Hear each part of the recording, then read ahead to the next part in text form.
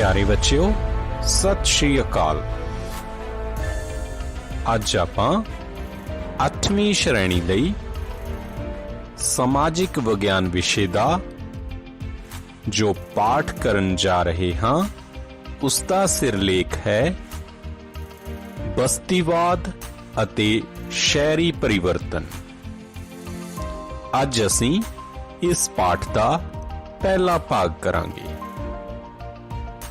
पाठ शुरू करन तो पहला जो तुहाडे कोल जरूरी समान होना चाहिदा है वो है समाजिक विज्ञान विषय की पाठ पुस्तक, कापी, पेन जां पेंसिल, भारत दे कुछ खाली नक्शे। प्यारे बच्चों, जदों असीं सिरलेख की गल कर रहे हां तां साडे कोल दो शब्द आ रहे हन, बस्तीवाद, दूसरा है शहरी परिवर्तन। आओ आपां इन्हां शब्दां दे अर्थां नूं समझीए। बस्तीवाद तो की भाव है? बस्तीवाद दा अर्थ है किसी देश उत्ते दूजे देश जां देशां द्वारा राजनीतिक, आर्थिक जां समाजिक तौर ते अधिकार करना।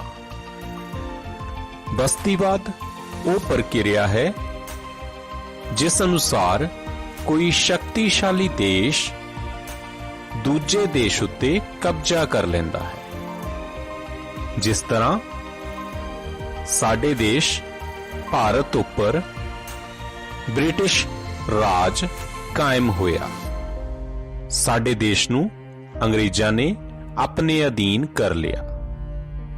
बस्तीवादी प्रक्रिया विच एक देश दूसरे देश दे आर्थिक, समाजिक अते राजनीतिक तौर ते अधिकार कर लेंदा है।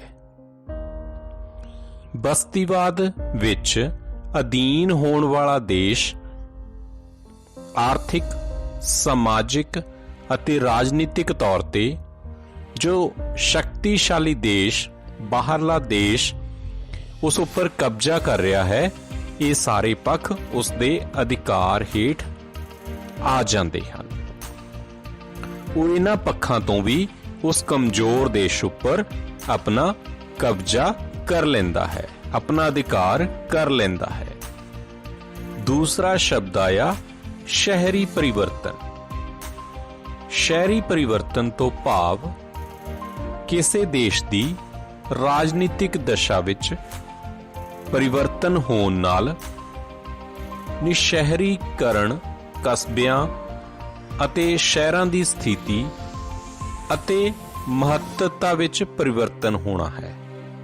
भाव जदों किसी देश की राजनीतिक स्थिति विच परिवर्तन आउंदा है, उस देश विच कोई भी राजनीतिक परिवर्तन आउंदा है तां उसका सब तो ज्यादा प्रभाव शहरां उत्ते पैंदा है। इस परिवर्तन नाल कई महत्वपूर्ण पुराने शहर अपनी होंद गुआ बैठते हैं।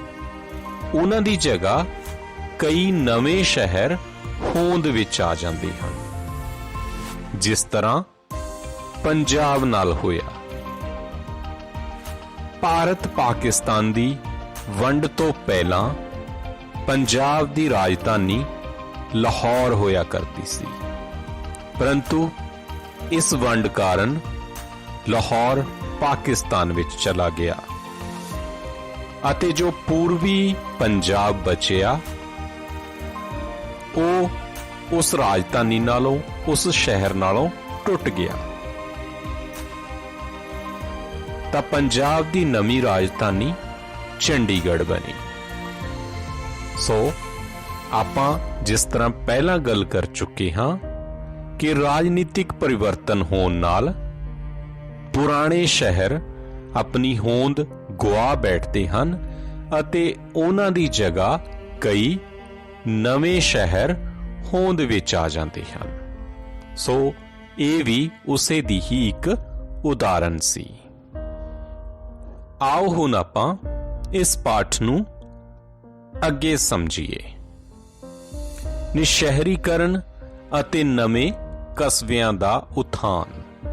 ਨਵੇਂ ਸ਼ਹਿਰਾਂ ਅਤੇ ਕਸਬਿਆਂ ਦਾ ਉਥਾਨ ਉਸ ਵਕਤ ਹੁੰਦਾ ਹੈ ਜਦੋਂ ਉਹ ਕੋਈ ਰਾਜਨੀਤਿਕ ਸ਼ਕਤੀ ਦਾ ਕੇਂਦਰ, ਆਰਥਿਕ ਗਤੀਵਿਧੀਆਂ ਦਾ ਧੁਰਾ ਜਾਂ ਧਾਰਮਿਕ ਗਤੀਵਿਧੀਆਂ ਦਾ ਕੇਂਦਰ ਹੁੰਦਾ ਹੈ। ਨਵਾਂ ਸ਼ਹਿਰ ਜਾਂ ਕਸਬਾ ਉਸ ਸਮੇਂ ਪ੍ਰਫੁੱਲਤ ਹੁੰਦਾ ਹੈ ਜਿਸ ਸਮੇਂ ਕੋਈ ਰਾਜਨੀਤਿਕ, ਆਰਥਿਕ ਜਾਂ ਧਾਰਮਿਕ ਗਤੀਵਿਧੀ ਦਾ ਉਹ ਨਗਰ, ਉਹ ਸਥਾਨ ਕੇਂਦਰ ਬਣਦਾ ਹੈ। ਜੇਕਰ ਕਿਸੇ ਰਾਜ ਦੀ ਰਾਜਸੀ ਸ਼ਕਤੀ ਵਿੱਚ ਪਰਿਵਰਤਨ ਹੋਣ ਨਾਲ ਸੰਬੰਧਿਤ ਸ਼ਾਸਕ ਆਪਣੀ ਰਾਜਧਾਨੀਆਂ ਬਦਲਦੇ ਹਨ ਤਾਂ ਉਦੋਂ ਕਈ ਕਸਬੇ ਆਪਣੀ ਮਹੱਤਤਾ ਖੋ ਬੈਠਦੇ ਹਨ ਅਤੇ ਉਹਨਾਂ ਦੀ ਜਗ੍ਹਾ ਕਈ ਨਵੇਂ ਕਸਬੇ, ਸ਼ਹਿਰ ਥਾਂ ਲੈ ਲੈਂਦੇ ਹਨ। ਇਤਿਹਾਸ ਨੂੰ ਪੜ੍ਹਦੇ ਸਮੇਂ ਪ੍ਰਾਚੀਨ ਕਾਲ ਵਿੱਚ ਦੋ ਸ਼ਹਿਰਾਂ ਦਾ ਨਾਮ ਤੁਸੀਂ ਜ਼ਰੂਰ ਸੁਣਿਆ ਹੋਵੇਗਾ। ਉਹ ਹਨ ਹੜੱਪਾ ਅਤੇ ਮਹਿੰਜੋਦੜੋ। ਪਰੰਤੂ ਹੁਣ ਇਹ ਦੋਵੇਂ ਪੂਰੀ ਤਰ੍ਹਾਂ ਨਾਲ ਤਬਾਹ ਹੋ ਚੁੱਕੇ ਹਨ। ਆਓ ਆਪਾਂ ਹੜੱਪਾ ਦੇ ਸਥਾਨ ਤੇ ਘੁੰਮ ਕੇ ਆਈਏ। ਇਹ ਜੋ ਤੁਸੀਂ ਵੇਖ ਰਹੇ ਹੋ, ਕਿਸੇ ਸਮੇਂ ਇਸ ਨਗਰ ਵਿੱਚ ਲੋਕ ਰਹਿੰਦੇ ਸਨ।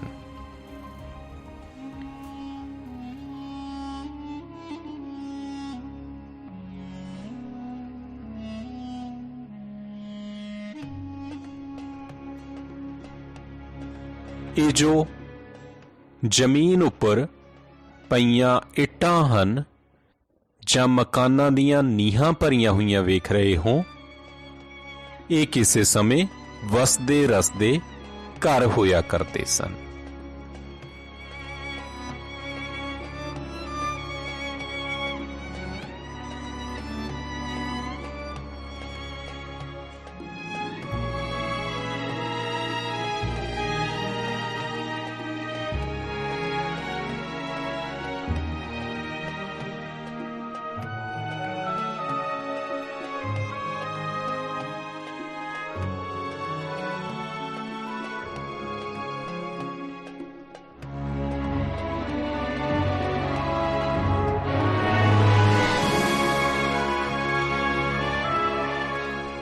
ਆਓ ਹੁਣ ਇੱਕ ਝਲਕ ਅਸੀਂ ਮਹਿੰਜੋਦੜੋ ਦੀ ਵੀ ਦੇਖੀਏ।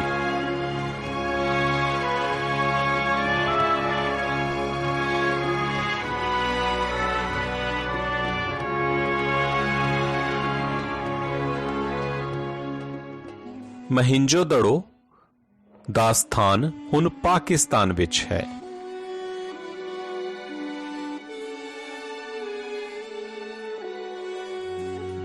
ਇਹ ਸਥਾਨ ਵੀ ਕਿਸੇ ਸਮੇਂ ਬਹੁਤ ਜ਼ਿਆਦਾ ਪ੍ਰਫੁੱਲਤ, ਉੱਨਤ ਸ਼ਹਿਰ ਹੋਇਆ ਕਰਦਾ ਸੀ।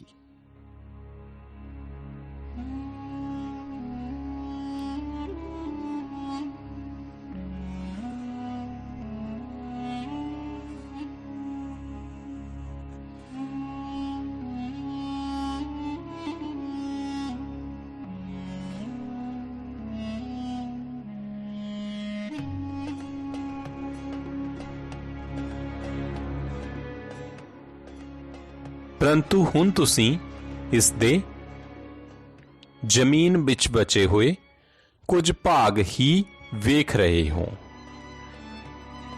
ਇਹਨਾਂ ਉੱਪਰ ਕਿਸੇ ਸਮੇਂ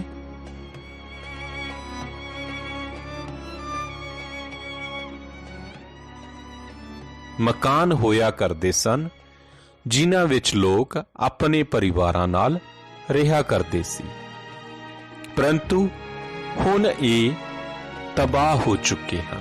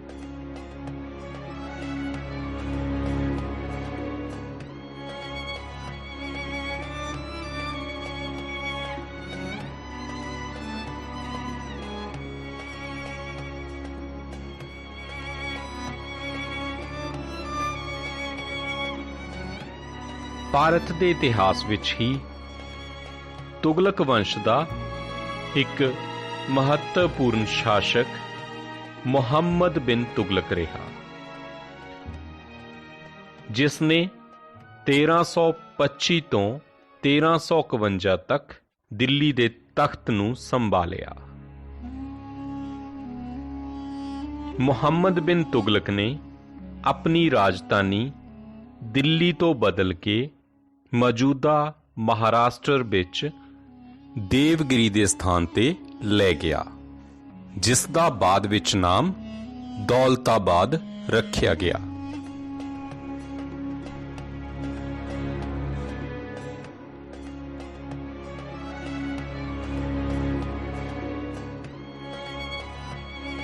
ਦੌਲਤਾਬਾਦ ਇੱਕ ਨਵਾਂ ਸ਼ਹਿਰ ਵਸਾਇਆ ਗਿਆ, ਨਵੇਂ ਕਿਲੇ ਦੀ ਉਸਾਰੀ ਕਰਵਾਈ ਗਈ ਅਤੇ ਦਿੱਲੀ ਨੂੰ ਛੱਡ ਕੇ ਮੁਹੰਮਦ ਬਿਨ ਤੁਗਲਕ ਨੇ ਦੌਲਤਾਬਾਦ ਨੂੰ ਆਪਣੀ ਰਾਜਧਾਨੀ ਬਣਾਇਆ। ਪਰੰਤੂ ਬਾਅਦ ਦੇ ਵਿੱਚ ਉਸਨੇ ਫਿਰ ਦੌਲਤਾਬਾਦ ਨੂੰ ਬਦਲ ਕੇ ਆਪਣੀ ਰਾਜਧਾਨੀ ਦਿੱਲੀ ਨੂੰ ਬਣਾਇਆ। ਇਸ ਤਰ੍ਹਾਂ ਉਸਨੇ ਇੱਕ ਵਾਰ ਦਿੱਲੀ ਨੂੰ ਬਿਲਕੁਲ ਉਜਾੜਿਆ, ਦਿੱਲੀ ਨੂੰ ਖਾਲੀ ਕਰਵਾਇਆ, ਜਿਸ ਦੇ ਨਾਲ ਦਿੱਲੀ ਨੇ ਆਪਣੀ ਹੋਂਦ ਗੁਆ ਲਈ ਸੀ ਅਤੇ ਉਸ ਦੀ ਜਗ੍ਹਾ ਨਵੇਂ ਨਗਰ ਦੌਲਤਾਬਾਦ ਨੇ ਲੈ ਲਈ ਸੀ। ਪਰੰਤੂ ਦੌਲਤਾਬਾਦ ਤੋਂ ਜਦੋਂ ਮੁਹੰਮਦ ਬਿਨ ਤੁਗਲਕ ਨੇ ਆਪਣੀ ਰਾਜਧਾਨੀ ਦੁਬਾਰਾ ਦਿੱਲੀ ਬਣਾਈ ਅਤੇ ਦੁਬਾਰਾ ਫਿਰ ਦਿੱਲੀ ਵਿੱਚ ਚਹਿਲ ਪਹਿਲ ਹੋਣ ਲੱਗੀ।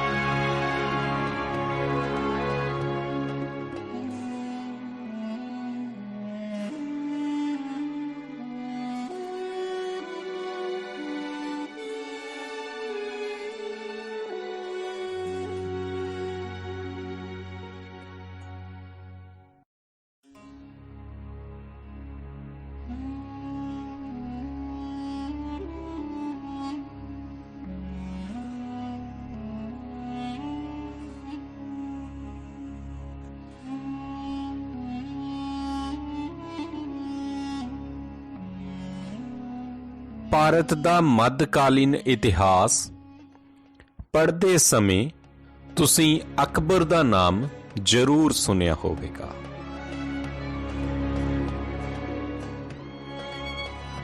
ਮੁਗਲ ਬਾਦਸ਼ਾਹ ਅਕਬਰ ਨੇ ਸਿਕਰੀ ਨਾਂ ਦੇ ਪਿੰਡ ਵਿੱਚ ਆਪਣੇ ਪੁੱਤਰ ਜਹਾਂਗੀਰ ਦੇ ਜਨਮ ਤੋਂ ਬਾਅਦ ਕਿਲੇ ਦੀ ਉਸਾਰੀ ਕਰਵਾਈ ਅਤੇ ਉਸ ਥਾਂ ਨੂੰ ਨਵਾਂ ਨਾਮ ਦਿੱਤਾ ਫਤਿਹਪੁਰ ਸਿਕਰੀ।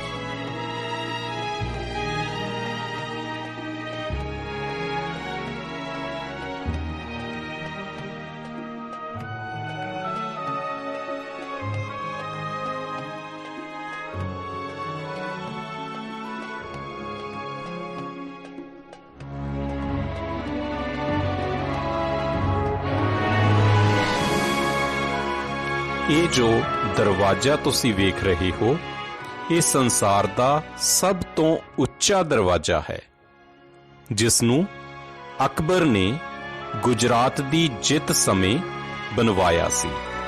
ਇਸ ਨੂੰ ਨਾਮ ਦਿੱਤਾ ਗਿਆ ਬੁਲੰਦ ਦਰਵਾਜ਼ਾ।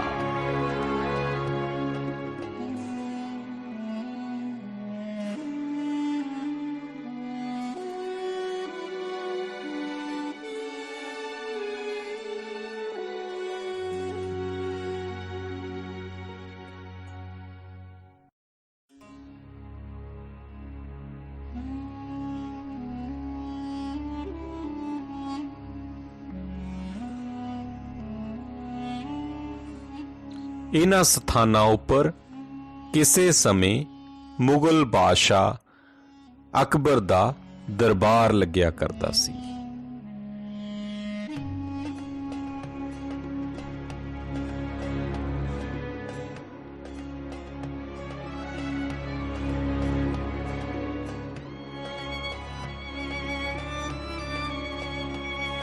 ਮੁਗਲ ਬਾਦਸ਼ਾਹ ਅਕਬਰ ਇੱਥੋਂ ਹੀ ਫਰਮਾਨ ਜਾਰੀ ਕਰਦਾ ਸੀ। ਪਰੰਤੂ ਅੱਜ ਕੱਲ੍ਹ ਇਹ ਨਗਰ ਵੀ ਸਿਰਫ ਇੱਕ ਇਤਿਹਾਸਿਕ ਸਥਾਨ ਬਣ ਕੇ ਹੀ ਰਹਿ ਗਿਆ ਹੈ।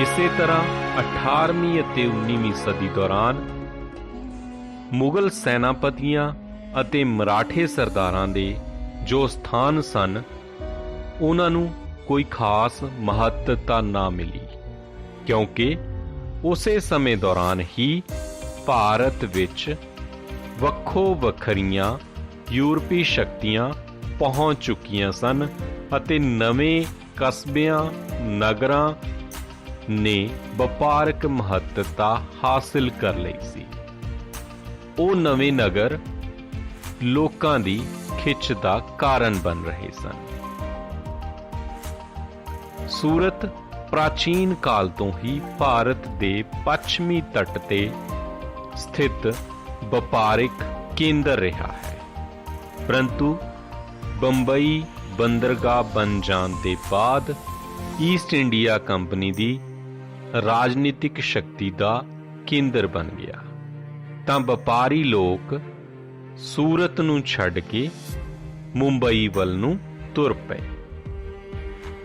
ਕਿਉਂਕਿ ਉਹਨਾਂ ਨੂੰ ਵਪਾਰਿਕ ਪੱਖੋਂ ਮੁੰਬਈ ਹੁਣ ਜ਼ਿਆਦਾ ਮਹੱਤਵਪੂਰਨ ਲੱਗਣ ਲੱਗਿਆ।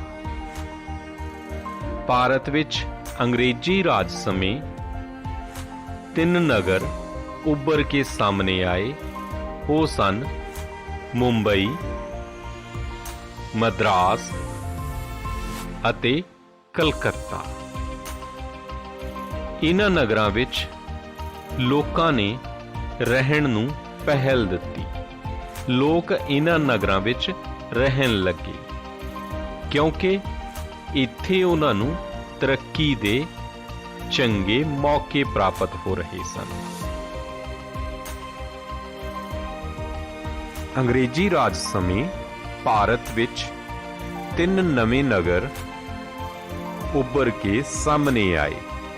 ਉਹ ਸਨ ਬੰਬਈ, ਮਦਰਾਸ ਅਤੇ ਕਲਕੱਤਾ। ਬੰਬਈ ਨੂੰ ਅੱਜਕੱਲ ਮੁੰਬਈ ਕਿਹਾ ਜਾਂਦਾ ਹੈ। ਮਦਰਾਸ ਦਾ ਨਾਮ ਬਦਲ ਕੇ ਚੇਨਈ ਹੋ ਗਿਆ ਹੈ ਅਤੇ ਕਲਕੱਤੇ ਦਾ ਵੀ ਨਾਮ ਬਦਲ ਗਿਆ ਹੈ। ਇਸ ਨੂੰ ਅੱਜਕੱਲ ਕੋਲਕਾਤਾ ਕਿਹਾ ਜਾਂਦਾ ਹੈ। ਸੋ ਪਿਆਰੇ ਬੱਚਿਓ, ਅੱਜ ਦੇ ਇਸ ਭਾਗ ਵਿੱਚ ਅਸੀਂ ਇਸ ਪਾਠ ਦਾ ਇਹ ਪਹਿਲਾ ਪੇਜ ਹੀ ਪੜ੍ਹਨਾ ਸੀ। ਆਓ ਹੁਣ ਅਸੀਂ ਜੋ ਵੀ ਕੁਝ ਪੜ੍ਹਿਆ ਉਸ ਦੀ ਦੁਹਰਾਈ ਕਰੀਏ।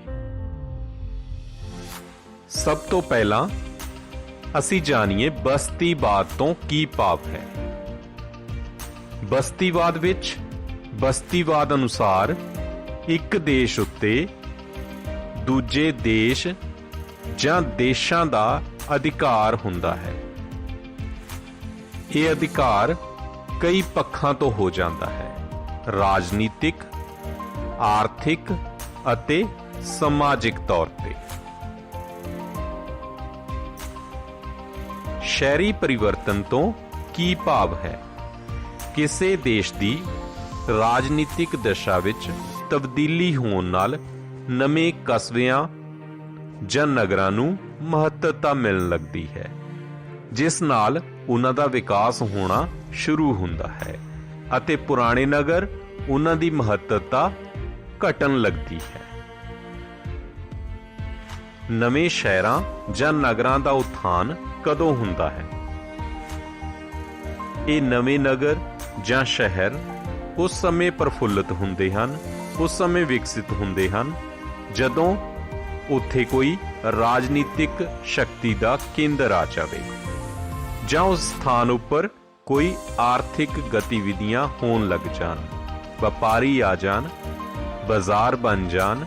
ਇਸ ਤਰ੍ਹਾਂ ਦੇ ਪੱਖ ਤੋਂ ਇਹ ਨਗਰ ਵਿਕਾਸ ਕਰਦਾ ਹੈ। ਤੀਸਰਾ ਪੁਆਇੰਟ ਹੈ ਧਾਰਮਿਕ ਗਤੀਵਿਧੀਆਂ ਦਾ ਉਹ ਸਥਾਨ ਕੇਂਦਰ ਬਣ ਜਾਵੇ। ਸੋ ਨਵੇਂ ਨਗਰ ਜਾਂ ਸ਼ਹਿਰ, ਸੋ ਨਵੇਂ ਸ਼ਹਿਰ ਜਾਂ ਨਗਰ ਰਾਜਨੀਤਿਕ, ਆਰਥਿਕ ਜਾਂ ਧਾਰਮਿਕ ਤਿੰਨਾਂ ਪੱਖਾਂ ਤੋਂ ਕੋਈ ਵੀ ਗਤੀਵਿਧੀ, ਕੋਈ ਵੀ ਸ਼ਕਤੀ ਉਸ ਸਥਾਨ ਉੱਪਰ ਸਥਾਪਿਤ ਹੁੰਦੀ ਹੈ ਤਾਂ ਉਹ ਨਗਰ ਦਾ ਉਥਾਨ ਹੋਣਾ ਸ਼ੁਰੂ ਹੁੰਦਾ ਹੈ। ਪ੍ਰਾਚੀਨ ਕਾਲ ਦੇ ਦੋ ਉੱਨਤ ਸ਼ਹਿਰਾਂ ਦੇ ਨਾਂ ਦੱਸੋ। ਉਹ ਕਿਹੜੇ ਸਥਾਨ ਸਨ ਜੋ ਪ੍ਰਾਚੀਨ ਕਾਲ ਸਮੇਂ ਬਹੁਤ ਜ਼ਿਆਦਾ ਉੱਨਤ ਸਨ? ਹੜੱਪਾ ਅਤੇ ਦੂਸਰਾ ਨਾਮ ਮਹਿੰਜੋਦੜੋ। 1947 ਤੋਂ ਪਹਿਲਾਂ ਪੰਜਾਬ ਦੀ ਰਾਜਧਾਨੀ ਕਿੱਥੇ ਹੁੰਦੀ ਸੀ? ਲਾਹੌਰ ਵਿੱਚ। ਬੰਗਾਲ ਦੇ ਨਵਾਬ ਦੀ ਰਾਜਧਾਨੀ ਦਾ ਨਾਮ ਦੱਸੋ। ਅਸੀਂ ਪੜ੍ਹਿਆ ਸੀ ਪਲਾਸੀ ਦੀ ਲੜਾਈ 1757 ਵਿੱਚ ਹੋਈ, ਬਕਸਰ ਦੀ ਲੜਾਈ 1764 ਵਿੱਚ ਹੋਈ। ਇਹਨਾਂ ਲੜਾਈਆਂ ਵਿੱਚ ਬੰਗਾਲ ਦੇ ਨਵਾਬ ਦੀ ਹਾਰ ਹੋਈ ਸੀ। ਉਸ ਤੋਂ ਬਾਅਦ ਉਸ ਦੀ ਰਾਜਧਾਨੀ ਦੀ ਮਹੱਤਤਾ ਘਟਦੀ ਗਈ। ਸੋ ਉਸ ਸਥਾਨ ਦਾ ਨਾਮ ਮੁਰਸ਼ਿਦਾਬਾਦ। ਸੀਕਰੀ ਨਾਂ ਦੇ ਪਿੰਡ ਦੇ ਸਥਾਨ ਤੇ ਮੁਗਲ ਬਾਦਸ਼ਾਹ ਅਕਬਰ ਨੇ ਕਿਹੜਾ ਨਗਰ ਵਸਾਇਆ ਜਿਸ ਨੂੰ ਉਸਨੇ ਆਪਣੀ ਰਾਜਧਾਨੀ ਵੀ ਬਣਾਇਆ ਸੀ? ਹਾਂਜੀ ਦੱਸੋ, ਕਿਹੜਾ ਨਗਰ ਸੀ ਉਹ? ਫਤਿਹਪੁਰ ਸੀਕਰੀ।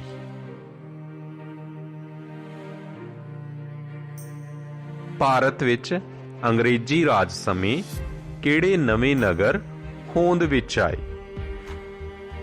ਬੰਬਈ, ਮਦਰਾਸ ਅਤੇ ਕਲਕੱਤਾ। ਬੰਬਈ, ਮਦਰਾਸ ਅਤੇ ਕਲਕੱਤਾ ਦਾ ਮੌਜੂਦਾ ਨਾਮ ਕੀ ਹੈ? ਬੰਬਈ, ਇਸ ਦਾ ਮੌਜੂਦਾ ਨਾਮ ਮੁੰਬਈ ਹੈ। ਮਦਰਾਸ ਨੂੰ ਅੱਜਕੱਲ ਚੇਨਈ ਕਿਹਾ ਜਾਂਦਾ ਹੈ ਅਤੇ ਕਲਕੱਤਾ ਦਾ ਨਾਮ ਬਦਲ ਕੇ ਕੋਲਕਾਤਾ ਹੋ ਗਿਆ ਹੈ। ਸੋ ਪਿਆਰੇ ਬੱਚਿਓ, ਅੱਜ ਦਾ ਇਹ ਭਾਗ ਇੱਥੇ ਹੀ ਸਮਾਪਤ ਹੁੰਦਾ ਹੈ। ਮੈਂ ਉਮੀਦ ਕਰਦਾ ਹਾਂ ਮੇਰੇ ਵੱਲੋਂ ਦਿੱਤੀ ਗਈ ਜਾਣਕਾਰੀ ਤੁਹਾਡੇ ਲਈ ਉਪਯੋਗੀ ਹੋਵੇਗੀ ਅਤੇ ਤੁਹਾਨੂੰ ਇਹ ਪਾਠ ਨੂੰ ਸਮਝਣ ਵਿੱਚ ਸਹਾਈ ਹੋਵੇਗੀ। ਆਪ ਸਾਰਿਆਂ ਦਾ ਸਮਾਂ ਦੇਣ ਲਈ ਬਹੁਤ ਬਹੁਤ ਧੰਨਵਾਦ। ਖੁਸ਼ ਰਹੋ।